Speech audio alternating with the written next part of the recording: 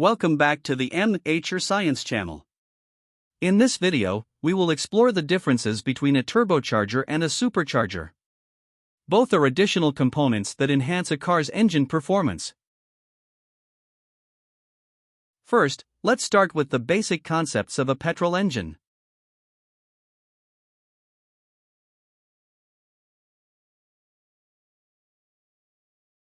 The main parts of a petrol engine include the intake manifold, fuel injector, valve, spark plug, exhaust manifold, combustion chamber, piston, rod, and crankshaft. The piston is designed to move up and down within the combustion chamber. The piston and crankshaft are connected by a rod. As the piston moves up and down, it rotates the crankshaft. This rotation is then used to turn the wheels of the car through the gear transmission. Now, let's go through the piston cycle process. The first cycle begins when the piston moves from top to bottom. During this motion, the intake valve is open, allowing a mixture of air and fuel to be drawn in from the intake manifold.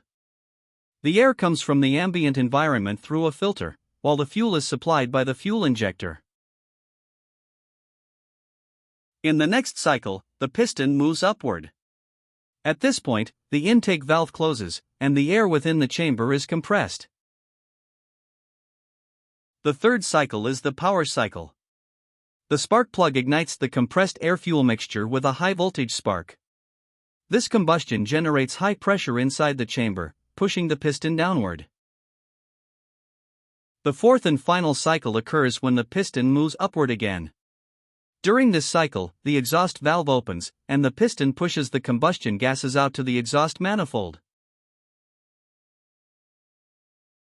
These 4 cycles are repeated continuously while the engine is running.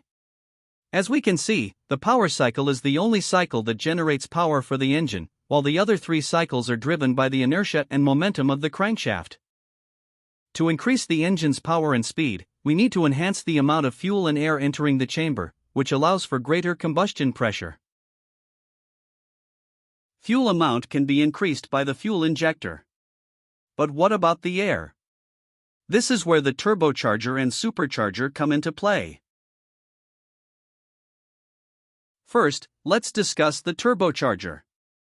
To install a turbocharger, we need to modify the manifold arrangement, like this.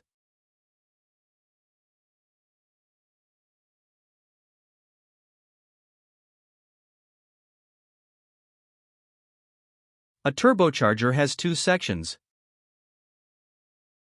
the exhaust side and the intake side.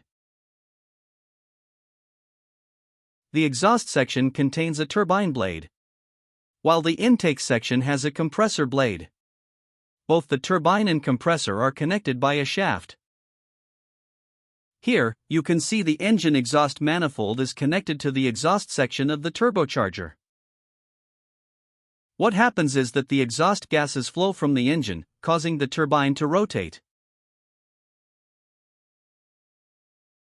The exhaust gases are then released to the ambient environment through the exhaust muffler. As the turbine rotates, the compressor blade also turns because they are connected by a shaft. This action compresses the air coming from the ambient environment through a filter. As the air is compressed, its temperature increases. The compressed air then flows to the intercooler, which reduces its temperature. This is important because cooler air has higher density than warmer air.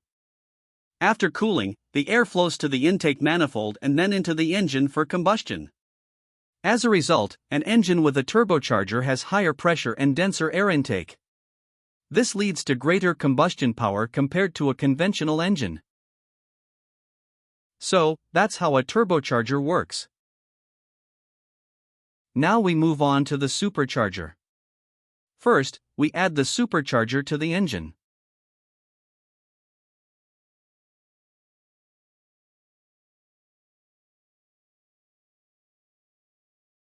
This is the supercharger. The supercharger contains an air compressor. This compressor is directly driven by the crankshaft via a belt.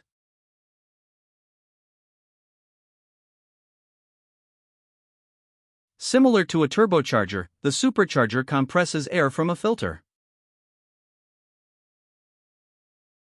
The compressed air then flows to the intercooler, then to the intake manifold, and finally into the combustion chamber.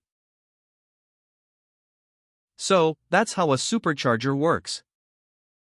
Both turbochargers and superchargers serve the same purpose, to force more air into the engine. However, their different working principles provide distinct advantages and disadvantages. A turbocharger is more energy efficient because it is driven by waste exhaust gases. On the other hand, a supercharger places more load on the engine since it is driven by the crankshaft.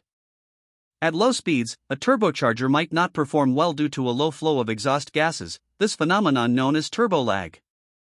In contrast, a supercharger can provide instant response even at low speeds. Another disadvantage of turbochargers is their tendency to increase in temperature due to the exhaust flow. Superchargers, on the other hand, are usually larger and heavier compared to turbochargers. That's all for this video. I hope you enjoyed it. Thank you for watching. Please subscribe to this channel, and I'll see you in the next video.